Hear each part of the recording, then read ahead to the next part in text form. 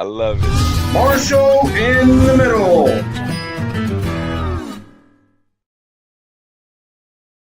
Welcome back to the NBC Room. We are here with First Sergeant Will Marshall, retired Ranger Nate Dogg in the house, and one and only, truly yours, Ray. You know, um, as you know, we're here in the NBC Room. Is all about detecting, future possible threats, things that are coming our way, things we got to deal with. Over the last few weeks, the topic of the discussion has consistently been about this fire and fire again and then ceasefire of Iran. We kind of switching it up today, mostly because there's nothing else going on out there right now. And fortunately for Iran, Top, you were 100% right with what you was pushing for or advocating for, which is more of the ceasefire. So I know you're pretty happy with that, right? You know, the peace in the Middle East as it's going. I mean, the blockade, like you said, Nate, last week has been holding up good. Well, we got 23 ships turned around. They're not letting anything come through. I mean, I can see the strategy working. My radical ass was ready for bloodshed. But like you said, Nate, money talk. Yeah, it's about the money, Bringing man. their economy now. Oh, yeah, we're hurting them, man. They're losing 489 million a day, man. Yeah, that's some rough stuff, man. That's some rough stuff. They don't know where they're going to store that oil. They're down to a couple days, man. They don't. You know what I'm saying? They have to start shutting down wells, and that's where their economy's going to collapse, man. So they say. So, on that note, speaking of economy, we got some economy topics to talk about. But before we get to that, so I'm gonna go ahead and lay out what we got for today. First of all, we got to talk about the recent assassination attempt that we all know about and heard about, and I got some things to point out in my perspective, and just historically over the last 10 years, what's been going on that kind of, in my opinion, has led up to this. We have some of the things that's going on with the different states, taxes that are coming in, some of these special election results, and then also the Fed chair hearing. So we're gonna get into all of that today. First topic, if you would like to share my screen, I want to point out something. All right, um, this individual here. Can you guys see it on my screen? Yeah. This is the Attorney General of Virginia, Jay Jones. All right. This guy is, and I will tie it all in and show you why this is relevant. This guy sent this chain of text messages to a fellow congresswoman, right? And I'm just going to read them off real quick. We don't have to go into the deep, darkest recession of the article.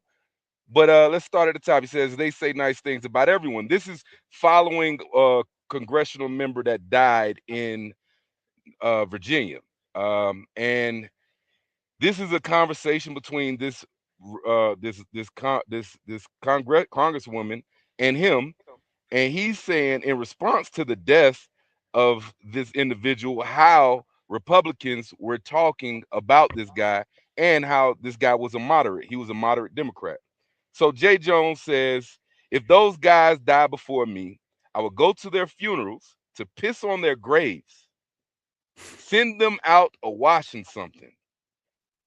Then she said, Jay Jones. He replied, 3 people, 2 bullets, Gilbert Hitler and Pol Pot. Gilbert gets 2 bullets in the head. That was his Republican opponent at the time.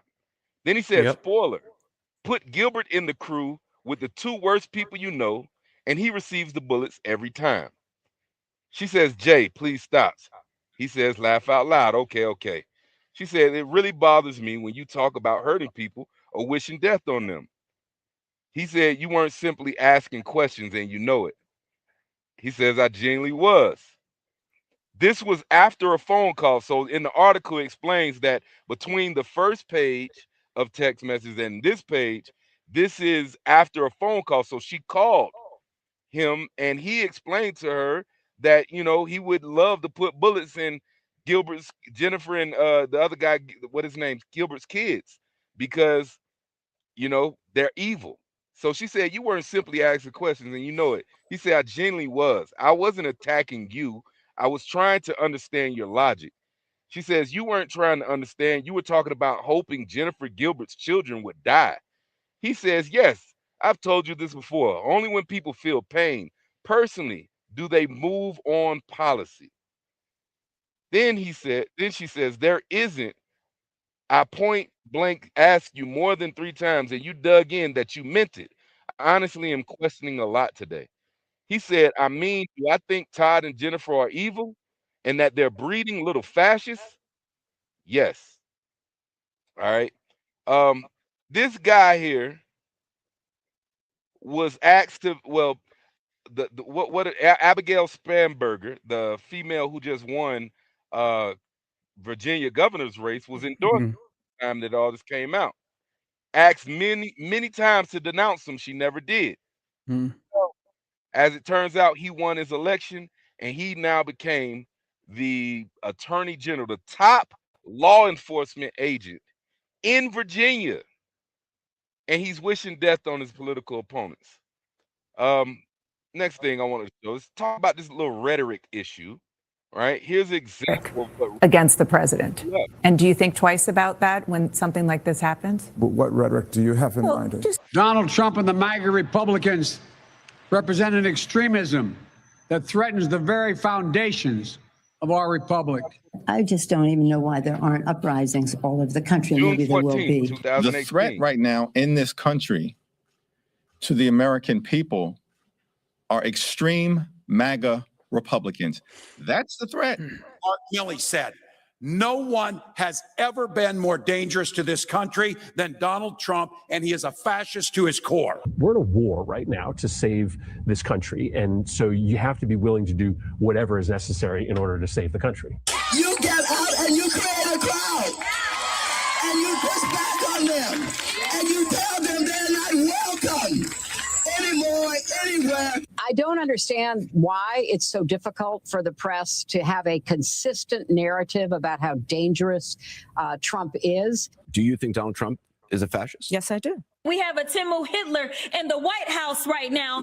Yes, I have thought an awful lot about blowing up the White House. They're still going to have to go out and put a bullet in Donald Trump, and that's a fact. When was the last time an actor assassinated a president? We do now live in a country that has an authoritarian leader in charge. He's just a vile creature. The worst thing on the face of the earth. But anyway. You think he's the worst thing on the face of the earth? I do. Yeah, I do.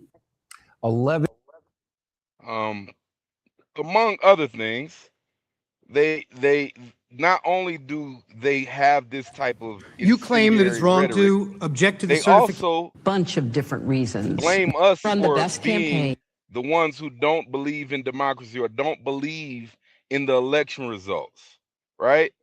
Well, let's see what they were saying for all of this At any level of last government, 20 years. make the same claim about their own election.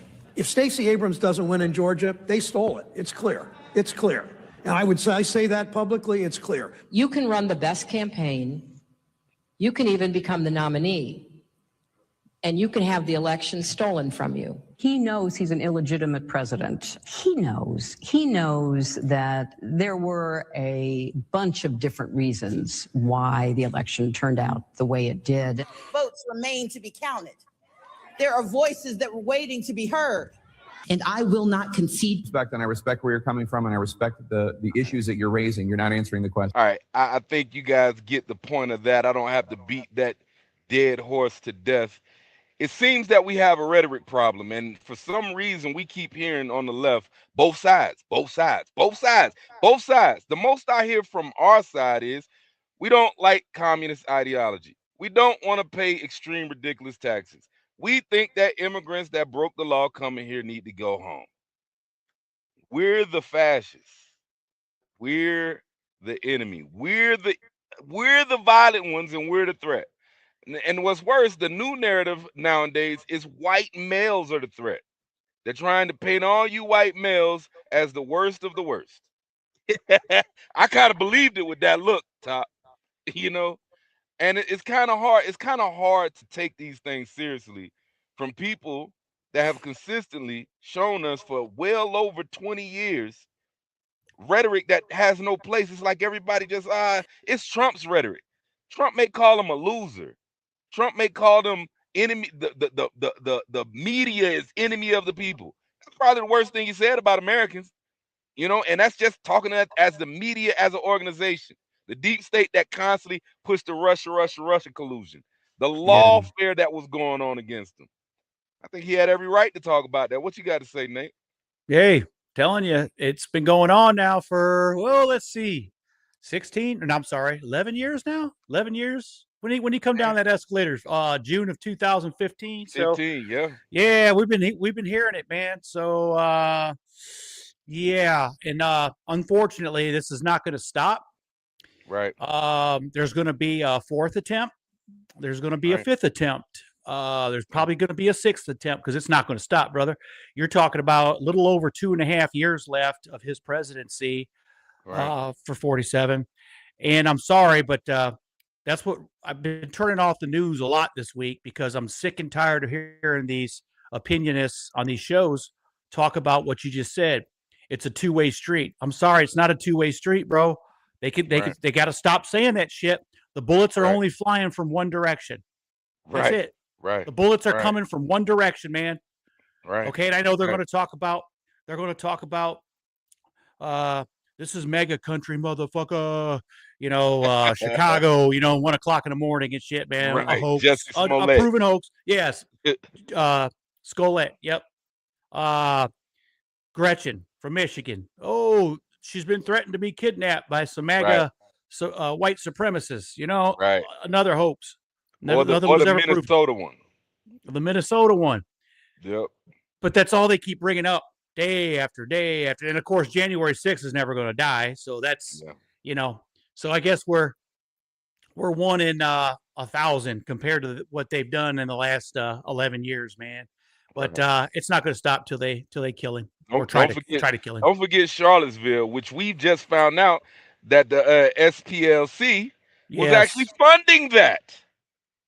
The Democrat Party's little arm of the nonprofit was funding it.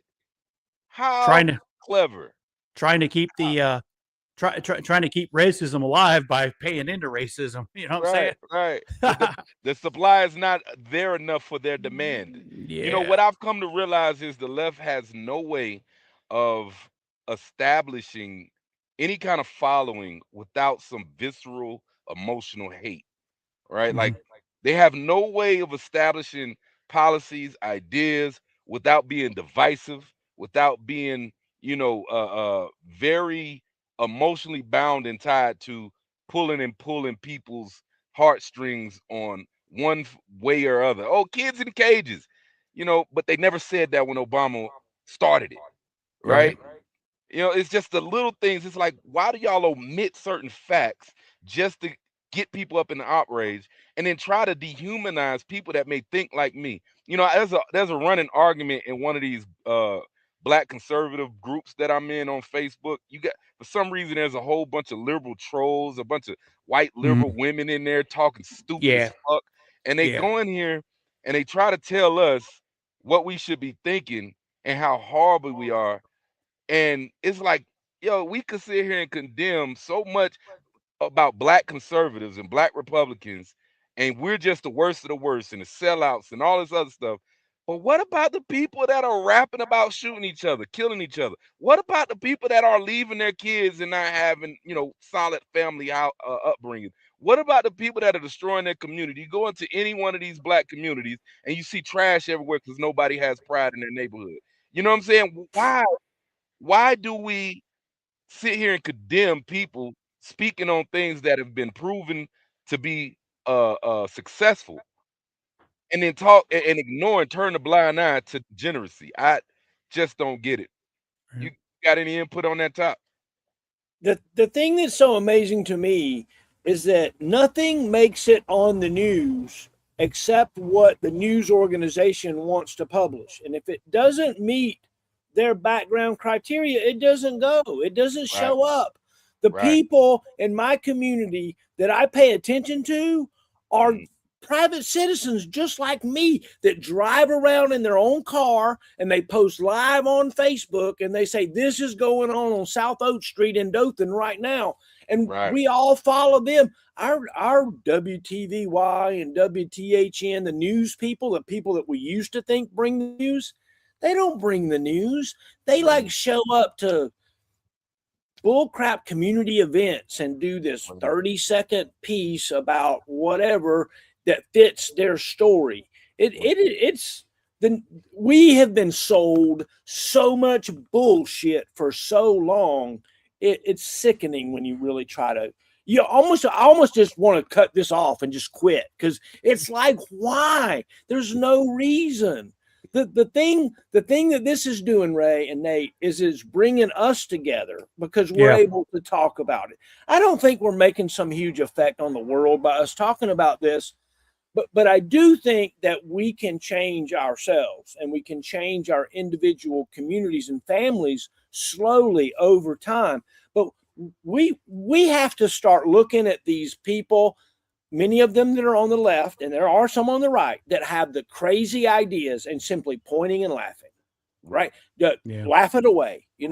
Boys are made by God to be boys, and girls were made by God to be girls. And the minute we start flip-flopping and doing crazy things and playing games that are against nature, nature has a way of bringing it back around. I think guys that our country's we're heading in the right direction. We are, but our media won't let us see it. I think we're heading in the right direction. What do you think, Nate?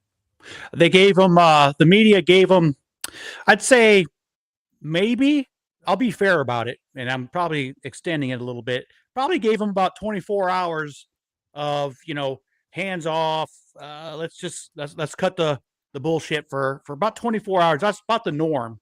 When you go back and look at the prior assassination attempts, this one was about, I'd say 24 hours. By Monday, bam, it was on, man. Like nothing ever happened.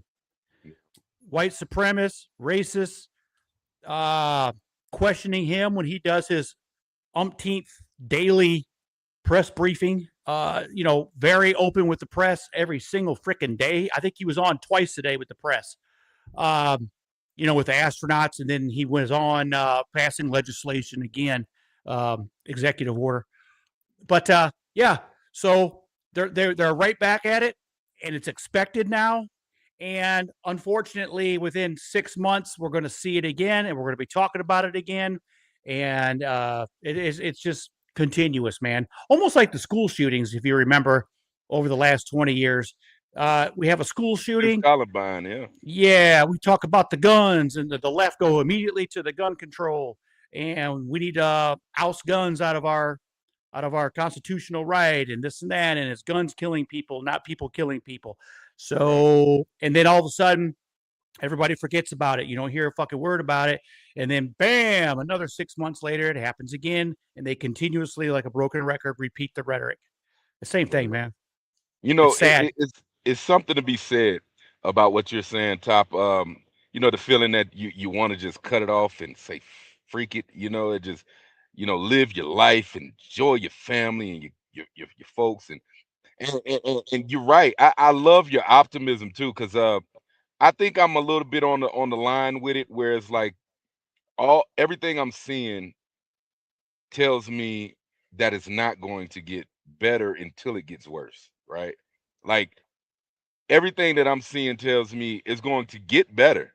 And there's factions like what we're doing, grouping up together, talking about this, having each other's backs. This is the backbone of the American ethos, right? Coming to the forefront. But unfortunately, the other side of what I see is that there's a population growth of people that don't feel this way, right? There's a large growing. It's something as simple as, like, me and my wife. We've had one child together.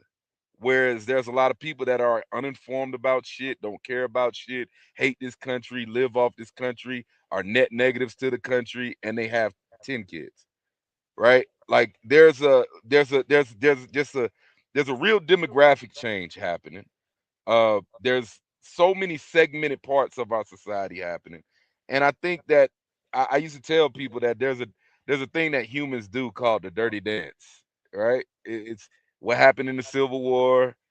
Um, those type of things actually bring the country together.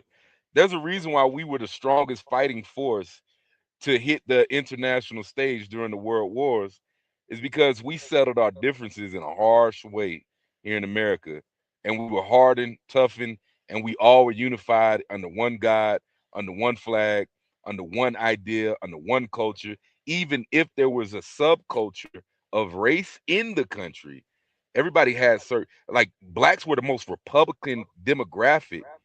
They were Yep. demographically Republican once they got their freedom, right? Yep. And Yep. as you know, just like I know, the platform of the Republican Party is very originalist, idealistic to the three pillars of our republic, which happens to be Roman law, Greek philosophy, right, and Christian ethics and morals. Those three things are the things that unified and created this country. The Republican Party Yeah. actually adheres so deeply to them and reads the Constitution through those lenses. Everybody in the country, to one degree or another, was on that page. Even liberals, classical liberals, read Mm-hmm. the Constitution through that lens. It was the progressive part of their party that led more to the secular side, to the relativist side, started digging into these philosophies that came out of the Bolshevik Revolution in France, and they started indoctrinating that into our education system. So little by little, we've started splitting up in so many ways based off of these ideologies that had nothing to do with our founding, and has encapsulated the left in our country, and Yep. it's led us to this new reality where I'm about to talk to you right now about. Great segue into the next subject of the blue versus red states. There's a reason why the red states are having a net positive in immigration to them from other states, and the blue states are losing. So I want to pull up this really quick. This is a little quick clip of the mayor Mandami standing by his housing appointee. All right, and we could talk about his tax policies. We could talk about his new PDR property expenditures, his free grocery idea, all of this nonsense that anybody that has lived a life and accomplished any modicum of responsible living understands. Just it's just not realistic. Everything costs. There's trade-offs, no solutions, right? So I really want to talk about his most extreme things he's doing, like people that he's appointing to places. So let me roll the clip. Zaran Mandani standing by his new tenant advocate, who is now coming under fire for previous comments. All right, it comes as he's set to make an appearance with his brand new school's chancellor today, a couple hours from now. Good Day's Robert Moses joins us with the details. A lot going on here, Robert. Yeah, Dan and Tashani, a lot can change in this rapidly developing environment. But so far, Mayor Zaran Mandani is sticking with Sia Weaver, the director of the mayor's office to protect tenants. This despite her controversial tweets. Her X account has been deleted. The mayor spent a good part of his press conference in Jackson Heights, Queens yesterday taking questions about Weaver. She is 37 years old and, like him, a Democratic socialist. Mamdani announced her appointment right after he was inaugurated on New Year's Day. In 2018, she tweeted, "Seize private property." In another tweet a year later, she called home ownership a weapon of white supremacy. The New York Post reported that his mother owns a home in Nashville worth about $1.6 million. Mamdani appeared to distance himself from her home ownership tweet, but then he defended her. My focus as the mayor of New York City is to deliver stability in a city. And we know that one critical pathway to that stability is home ownership. The core issue at hand here is, what are we hiring this person to do? We are hiring them to stand up for tenants in a way that we haven't seen before, and that's exactly what they're doing. Besides the tweets we mentioned, she also tweeted that she supports a No More White Men in Office platform, and in 2018, impoverish the white middle class. She spoke about... All right, so with that being said, let me show you a couple statistics. All right. States with the highest income and property tax rates in the U.S. All right. We got California, Vermont, Illinois, New York, Connecticut. We didn't say anything about politics, but it's clear what the politics are in those states. Those are the same states that have gerrymandered decades before Texas ever thought about it, decades before Florida is even getting into this gerrymander responsibility. They are 100% controlled through their gerrymandering, the whole New England area, and of course, Illinois and California. They are definitely examples of why people look at lower states or Midwestern states, Southern states for refuge. People don't want to pay 5% on their home. This means if your house is worth $100,000, you're paying almost $5,000 at the end of the year just for the honor of having your house. Like, do you really ever own your shit? $5,000 a year in Vermont. You're talking about in California. And there's no such thing as $100,000 house in California. Everything there is $500,000 or better. So you got your yearly tax bill in California is easily going to be 10,000 plus every year. This is extortion. So states with the largest number of people moving away. Is it any coincidence? New York, California, Louisiana, and Illinois. Well, Louisiana, there's a lot of, like I said, net loss, safety concerns, and hurricane exposures are key factors. Understandable. But there's a reason why these things are happening. And I believe that is very much tied to the economic policy, the principles in people's minds on what they're voting for. I think there's something to be said that even with that, when we speak out against a woman like that being in office, now we're sexist. Now we're evil. You know what I mean, Nate? Yeah. Oh, I hear you, brother. Man, surprised Michigan wasn't on there. I mean, they're bad too, man. Michigan, you ain't gonna find a house for under $100,000 in the state of Michigan either. I'm telling you that right now, man. Crazy. But anyways, the gerrymandering thing, the new tone today, when the decision came out from the Supreme Court was same old thing, man. Jim Crow 2.0, Jim Crow. Hey, motherfuckers, you're the motherfuckers that created Jim Crow, okay? They forget to tell the public that when they're on there in front of the cameras. They forget to tell the public that Jim Crow was part of the late 19th through the mid 20th century of segregation in this country, which was produced, planned, executed, voted on, and pushed by the Democrats on the Capitol Hill back in the day. Okay. But they fail to tell us that when they're on the television there hollering Jim Crow 2.0. No, the problem is, ladies and gentlemen, you are no longer allowed to segregate districts by race. Okay. It's not happening anymore. That was the problem for our listeners out there and viewers that don't know. That was the decision that was overturned by the Supreme Court today, or was it yesterday? I think it was this morning. But it was Louisiana. They had two districts, if I'm not mistaken. Two districts, one for sure, that was gerrymandered from Democrats. Straight through the middle. Straight through the middle. It was all race. It was all black individuals, man, black citizens. And it's like, whoa. So the Supreme Court, by the law, you cannot make voting laws according to race. Period. Right. They should be applauding that, but you're never going to hear that. They're going to go to Jim Crow. Right. One of the things that I think that I would be upset about as a human being is if I knew that the majority of my success somehow came from somebody giving me something. Yeah. And somebody propping me up when I didn't deserve it, maybe, or something. Right. When I looked at all of the gerrymandering, the lines and stuff, oh my gosh, I don't think that I realized what they what we have done, and I guess at some point the idea is we have to have black voter representation. So let's draw lines around where the black people live, and it's like, yeah. And when you start looking at it, it's like, what is wrong with us? Right, What, right, what, where did the normal people go? Why? And one of the things I realized is that deep down inside, each of us individually, we're looking for what's going to benefit me and my family.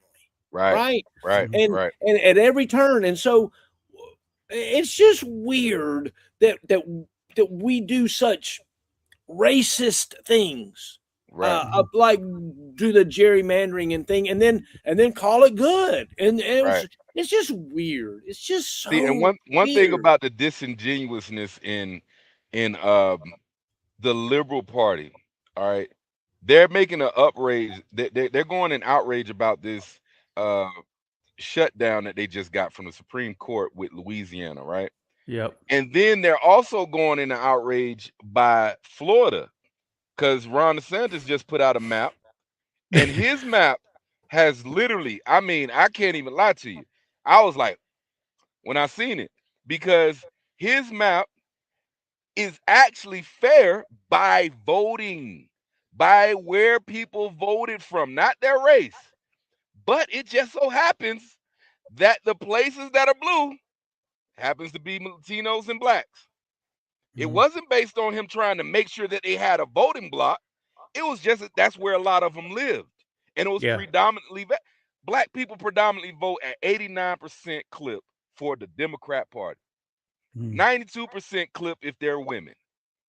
I mean, so it's evident that they're going to be voting that way. But what you don't do is make a map where you stretch the whole place of the whole state, squiggle around places, just so you can incorporate and create a voting block. Now that's retarded. His map is actual cities. There's actual cities grouped up, and this whole city voted one way, and that's what the color is. You get what I'm saying? So I think it's more fair, but it's just overwhelming that Florida's a red state through and through. You know? I think it's ironic they think that that's bad, but then the other one's good.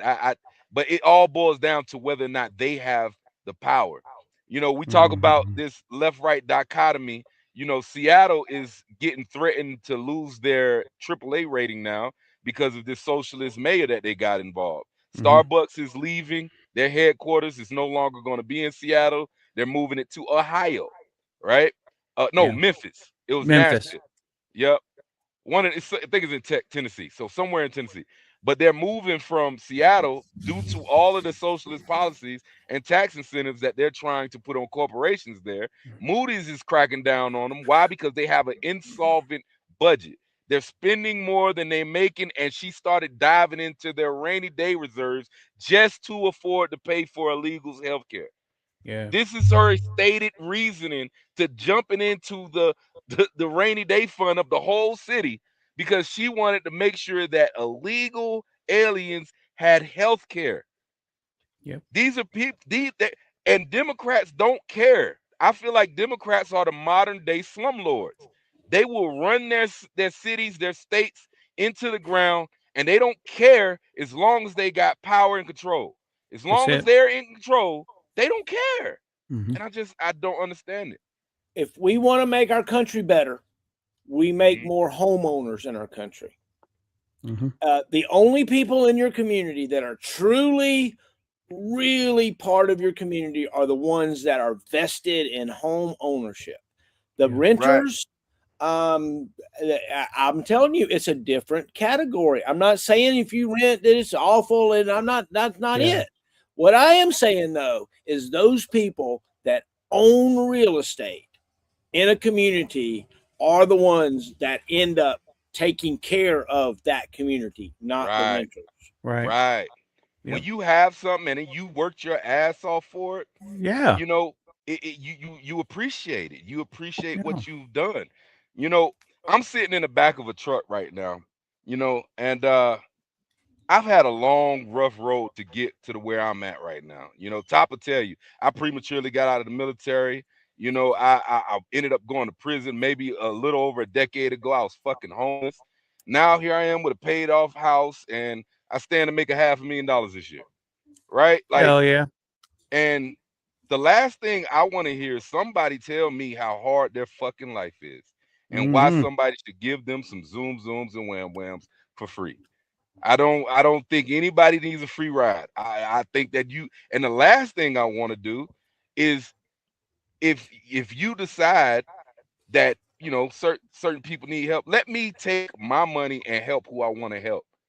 Don't come with the threat of force and a gun to my head and tell me, hey, I know you're about to make $500,000 this year. Let me get 250 of that. Come on. Yeah. Like, what the fuck are you talking about? Mhm. You know, I'm putting blood, sweat, and tears in here. And what they're doing right now is teaching the youth and this generation that I live in now that people like me are greedy. That we're greedy, we're stealing from everybody else, and we're evil. And all it is I'm hardworking. I put the 20 hours a day in. I'm going overboard for my future and my kids and my legacy. It's on everybody individually, their responsibility to want to go out and do that. If you don't want to do that, fine. Sit back, but don't use the government and vote for policies that punish me for wanting to do it. You get what I'm saying? And I think that's the root cause, the root divide that we have in this country, left, right now. You know, and it all could be summed up to that. Oh, the white man is no more white men in office. They're too powerful. Why? Why? Why can't we have the best man for the job in office? Who gives a fuck what his skin color is? Who Yeah. cares? You know, it's a whole bunch of envy, jealousy, and it's actually the projection of these individuals that are exclaiming greed. It's really them seeing what you have worked your ass off for, and they're being greedy, and they want Yep. something from you. I'm not asking shit from nobody. I'm working my ass off, so I don't have to ask anybody for shit. You Mhm. know, there's sacrifices involved in this. I'm a 40-year-old man in the back of a truck, you know, away from home. I could be sitting in my home office right now, gaming out or something, you know. Yeah. But you know, so Yeah. it's kind of wild with all of that. And speaking of that, it's another segue into the next topic. So we got a hearing coming along. This guy, if you see him on the screen, uh, this is the new Federal Reserve. This is a short from a hearing, a long hearing for his his nomination hearing last week, and I think this short kind of summed up mostly what he's coming to do and who he is. So I want to play this for a second, and then we're gonna take a deep dive into what exactly he means by his policy that he's pushing. Once you let inflation take hold in the economy, it's more expensive and harder to bring it down. And so the fatal policy error going back 4 or 5 years is still a legacy that we're dealing with. We need, in my judgment, fundamental policy reforms to fix it. And while it's true that inflation is less problematic, meaning the rate of change in prices is less severe than it was some years ago, hardworking Americans are no doubt feeling it. I think that means a regime change in the conduct of policy. I think that means a different new inflation framework. I look forward to working with my colleagues at the Fed, if confirmed, to achieve that. I think it means, as you suggested, using tools differently. The Fed has an interest rate tool and a balance sheet tool. My view is the interest rate tool gets in the cracks. It's fairer. The balance sheet tool disproportionately helps those with financial assets. The interest rate tool hits the entire economy. So we need a new framework, new tools, and I'd also say, Mr. Chairman, new communications. Yes. Once you let inflation All right. So basically, one of the keystone cornerstone of his philosophy, his financial philosophy, and his idea of regime change in the Fed. All right. So for those of you that don't know what the Federal Reserve is, it's not a bank and it's not run by the government. The executive branch, which is the president, gets to nominate a Fed chairman every 2 to 4 years, Mhm. right? And when that Fed chair comes in, he ends up setting, monetary policy, interest rates, inflation rates, as far as how much money that they're going to print. They control, they buy vicariously, control the treasury bonds by instituting how much money is in our circulation, right? So the strength of our dollar is backed by their monetary policy. All right. So what he's trying to implement is what they call it was coined financial repression in 1973, but it was actually older than 1973. So let me break down into the definition. Financial repression refers to government policies designed to channel domestic funds towards the public sector, typically to reduce the government's debt to GDP ratio. These policies often involve capping interest rates, controlling domestic banks, imposing high reserve requirements, creating captive markets for government debt, and restricting capital flows abroad. By keeping nominal interest rates below inflation, governments effectively generate negative real interest rates, which erode the real value of debt over time, functioning as a form of stealth taxation on savers. Historical context. The concept was first introduced in 1973 by Stanford economists Edward Shaw and Ronald McKinnon to describe policies that, while well intentioned, could impair economic development. Financial repression was widely used in the post World War II era to reduce high public debt. For example, in the United States, the debt to GDP ratio fell from 106% in 1946 to 23% in 1974. Aided by low interest rates and inflation, that reduced the real burden of debt. Similar strategies were applied across Europe and Japan, demonstrating that financial repression can persist for decades. All right, so some economic implications. Financial repression allows governments to borrow at lower cost and gradually reduce debt without defaulting. However, it penalizes savers, particularly retirees, because their investments yield returns below inflation, effectively transferring wealth from creditors to debtors. While it can stimulate short-term economic activity by lowering borrowing costs, prolonged financial repression may distort financial markets, discourage private investment, and reduce overall economic growth. All right. So, um, my point of view on this, right? I think that this is something that we we may take it as a grain of salt right now, but it's very big. As you see, last time we implemented it, it was in the 1940s, and this tactic lasted for well over 20 years, 30 years or so. In my opinion, we're living in a cycle right now. We know our debt keeps growing at an insurmountable rate.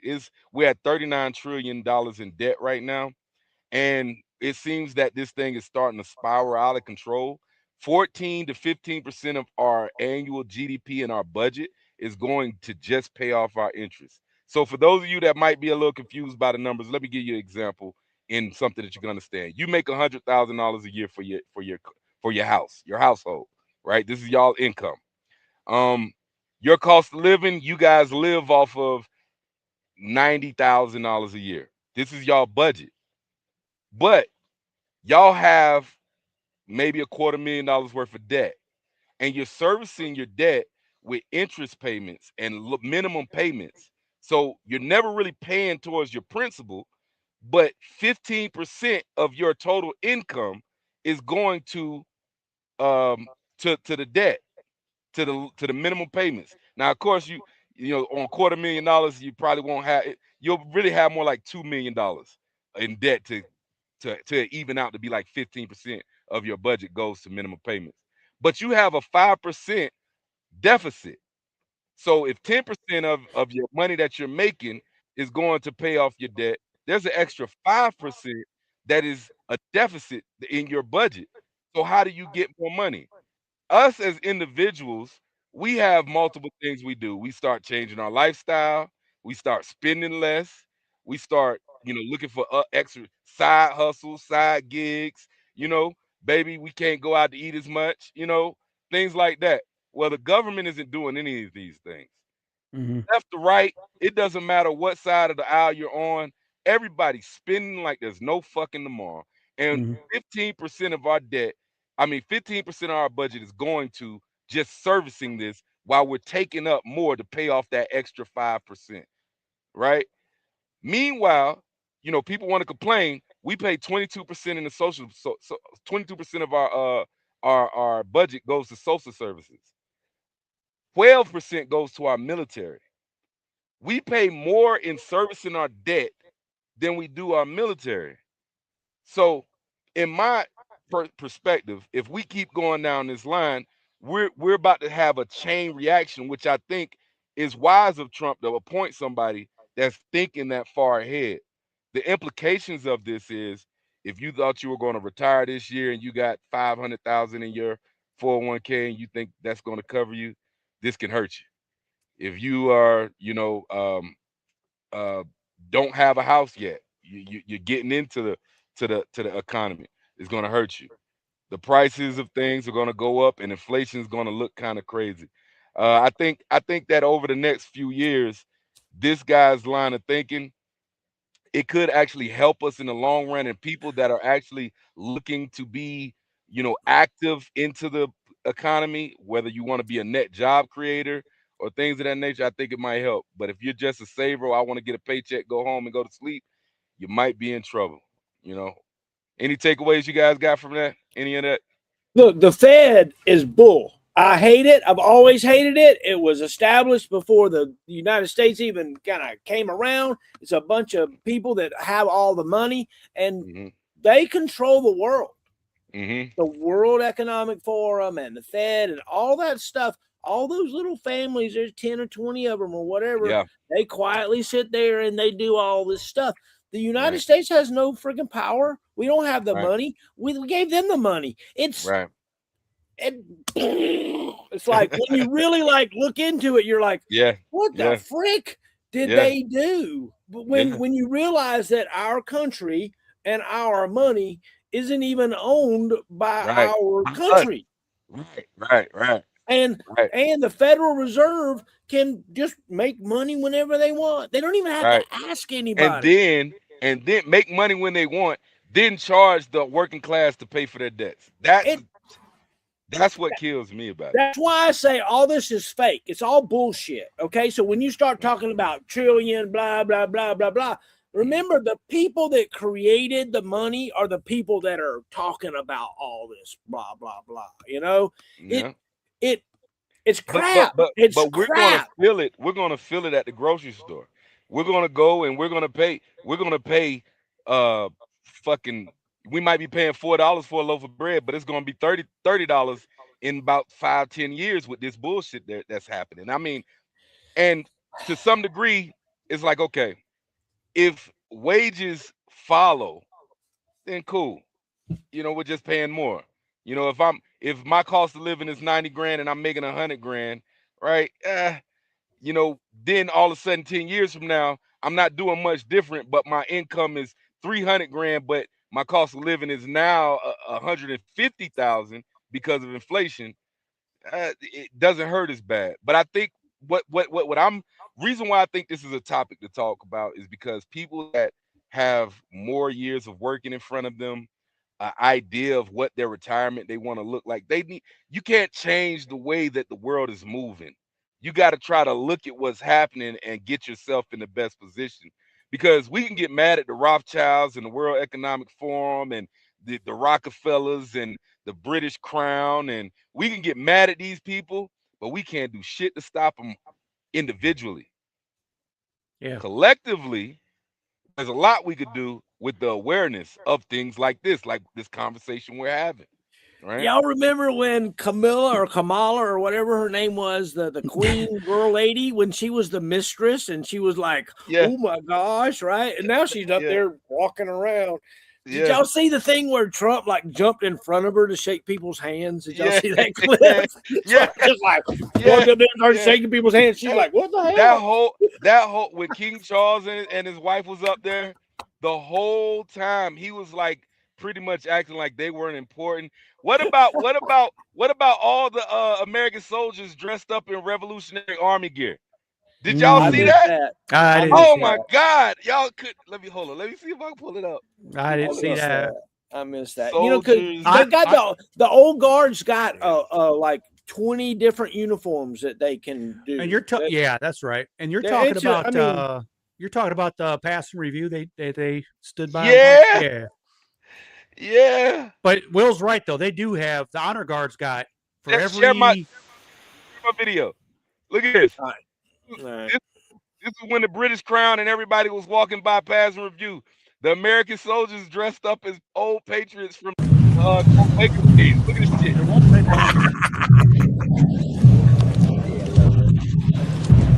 If Trump isn't the biggest troll. Oh, this for man sure. Is a troll, man. Oh, Trump is for sure a troll. There's no doubt about that. This is trolling to his umpteenth degree. Let him remember when we kicked your ass and told you Yeah. yeah. Yeah, man, I loved it. I had to salute that one. But yeah, he definitely put, and that's another reason why this new world order is so vicious with him from the moment he came down. I don't know if you remember that first speech that he gave out. That's the one that won me over. His first speech was talking about how the globalists need to be shut down. That's what the whole thing was about. The globalists need to be shut down, and we need to make America focus on America again and stop outsourcing all of our fucking wealth to the world. Yeah. He Jobs. needs to fuck what they got going on and worry about us. And ever since then, threat to democracy, racist, fascist, Nazi, and the circle all the way back around to the beginning. This is why so much violence is happening, because you have a lot of people indoctrinated with that bullshit, and they can't hear anything else. Else. I would love for somebody to come and try to prove us wrong, but that's what scared him the most. He said he was going to put America first, and that scared the living shit out of these especially the swamp, man. It scared the shit out of them. When you say stuff like that, you get rid of the globalistic economy and this and that, and you only focus on the United States, boy, because they're not used to hearing that. Decades, they've been talking about, well, we need to help these guys. We need to help that. Now, today, he's talking about, didn't I tell you guys a couple weeks ago, man, when this whole Iran thing was kicking off and nobody was helping us from NATO, look what's happening now. He's proposing pulling out all the troops out of Germany, man. Because what that chancellor said, he's running his mouth, man, at a bunch of college students talking about the United States this, the United States that. We don't have a plan, and we're going to be buckling out of there with our head between our legs and all this and that, man. So, but hey, going back to the new Fed, does he take control tomorrow? Is it May 1st? May 15th. Oh, May 15th. That's right. This is another caveat. He used to be a governor of the Fed, on the Fed board. As you know, Jerome Powell, even though he's not going to be the Fed chairman, he's saying he's not leaving the Fed at all. He's going to go back and be a governor. The governors, so the Fed chair can want a policy, but he has to run the vote through the rest of the board, right? So that's scary. Yeah, so there's a good chance that he could get dead walled right in the middle of trying to push his agenda. Yeah, that's scary, man. I didn't know that. Yeah. It sucks, but like Top said, man, it's really all a fucking game of illusions. Even money, when you really think about it, is a fucking illusion. It's a tool, right? Like it's just an agreement. We agree to say that this thing has some value, and we're willing to exchange some time and our labor for it. And in turn, you may be willing to barter with me, instead of like in the olden days where if you had some corn and I had some hay, we could swap it out. Well, now we have an intermediary, which is these fuckers that are creating this paperwork that means more than either the corn or the hay, and they putting themselves in the middle, so it is an illusion to a large degree, but that's why I explain to people all the time that the best thing you could do, especially now financially, is become debt free. Get out of debt. You get out of debt, you're not a slave to none of this shit. Nope. Talking about getting out of debt, you can donate to Heroes I Know, marshallinthemiddle.com, and you can send me some money, and you can be a donor, a master rated donor like Nate. Our latest master rated donor. Thank you so much. Also, I'd like to take an opportunity. A master rated donor. I'd also like to take a minute and thank Paul Mills for your recent donation. Thank you so much. I'd like to thank Rowena Severson for her donation, and also thank you, Joe Stout, for your donation. Thank you very much. I really appreciate it. All of this is put together, by my wife and her being willing to sponsor this, and then your donations. We've been doing this since 2016 now. It's fixing to come on 10 years that Marshall in the Middle Heroes I Know has been going.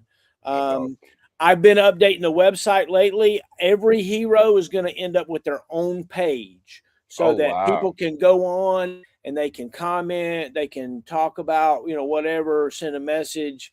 If y'all hadn't been to marshallinthemiddle.com, please go to marshallinthemiddle.com and check it out, and just give me suggestions or whatever. But I've been working a lot on that page lately, and dude, I'm telling you guys, what we're doing here, there's not some massive viewership that's watching us, but I will tell you that personally, it touches my heart, and I look forward to talking to you guys. I really do. It is a lot of fun to sit here and talk about these kinds of things. So thanks, Ray, for what you do, man. I really appreciate all the work you put into this. You're a talent, dude. You're a friggin' talent. And I knew it. I knew it a long time ago too. You always were in my corner. Yep. I can't knock that, man. Always, man. I appreciate it too, man. This thing is cool. I love sticking with it, man, and I'm not going anywhere, man. And like I tell my wife a lot about a lot of different things that we do, man. Sometimes it isn't about the immediate, results. It's not about what you see happening right now. You have no clue what individual we may be seeing that may be seeing this, and it may be affecting them, and they're not speaking about it. They're just silently watching once every blue moon, and then as they watch it and it gets more ingrained, they might start sharing it with somebody. The information that they're getting from here, they're going and talking about it to somebody else. And that little trickery, goes somewhere. We might be dead and gone, but this stuff is immortalized, And I think that's bigger than anything, man, because, sometimes posthumously things end up having a larger effect than the person that planted the seeds ever, saw, just like trees, man. So I don't do it for viewership necessarily. I do it for the message, putting it out in the ether, man. And I'm loving doing this doing this with you guys. I met Nate here, and I'm already planning a trip, man. When I see him, man, we got to go hang out. That's my partner now. You know what I mean? So it's a beautiful thing, man. It's a beautiful thing, and I appreciate you for hosting this talk. Yeah. I want to thank you guys for doing this with me, and I'm considering. I've talked to a buddy of mine named Frank Calderon. He was a squad leader of mine, and he's going to be coming on before long, either on our Monday morning things or on Wednesday night things. He's agreed, and so we're going to get him on soon, and we're going to have more guests, and we're just going to keep going with this, man. It's really a lot of fun. It's really a lot of fun, and I'm proud of you, Top. Keep it going, man. Keep it going, man. Going. We got to get our voices out there, man. Yeah. Right. I'm telling you, I'm getting sick and tired of arguing on Facebook back and forth. It gets old after a while. Yeah, so, This is my outlet of it now. Now I don't. There you go. I read the comments and I might take them in, but what I've come to realize is, you argue with a fool, you look like the fool too. You know what I'm saying? Like, exactly. So there's no reason in really arguing with these people. No, because they you lower really yourself. don't want to. Yeah, they really don't want to hear what you got to say. They really want to talk. They want to. Like, you could lay out facts. You could lay out the facts. You could name, date, time, and the only thing out of their mouth is what about. And I just rue today. I can't wait till Trump is gone so I could look at these people and say, what are y'all gonna say now? Now what? And I guarantee you, they will be doing the same thing about whoever takes this place. So now, in my heart of hearts, I'm getting to the point where I don't want to argue with people. I just want to put the information out. And if 1,000 people hear it, but it only affects one positively, that means that one person that it affected positively is great. There you go. The job is done. You know what I mean? So Amen. Amen. Love you guys, man. All right, love you, man. Hey, I'd like to take a moment to throw up our donor status here, our master rated donors, our senior donors, our basic donors. I got to make some additions to that. But thank you very much for sending in your donations. We really appreciate it. It helps us keep things going. I tell you what, guys, it really is a lot of fun to do this with you guys. Thank you very much. Ray, close us out, man. All right. Give Penny a shout out. We got to give Penny a shout out. Watch out. Hey, if the Popo station, you call Penny right there. Penny A. Cox, Esquire. She handles nationwide. Any kind of thing you got going on, give her a call. She can help you out. She is absolutely amazing. She was handling some children's cases today, and she's got about 17, I think she said, kids now that she's representing. That are in different kind of guardian ad litem kind of status. It's amazing, her practice, and I'm really, really proud of her. One of these days, the money's going to start rolling in. I don't know when, but it's going to happen. Maybe she's hiding it from me. I don't know. There you go. Hey, with that being said, guys, thank you guys who watching it on a replay. Keep following us, share, get this topic going to everybody. And remember, the most important thing that you could do is get involved in your local politics, your sheriff, your congressman, your senators. Find out who these people are. I don't care, your superintendent, the people that are dictating the interpersonal interactions on a day-to-day basis in your life, day to day. Find out who they are, get active, and make sure a socialist doesn't come near you. All right. I love you guys. Later, man. Marshall in the middle.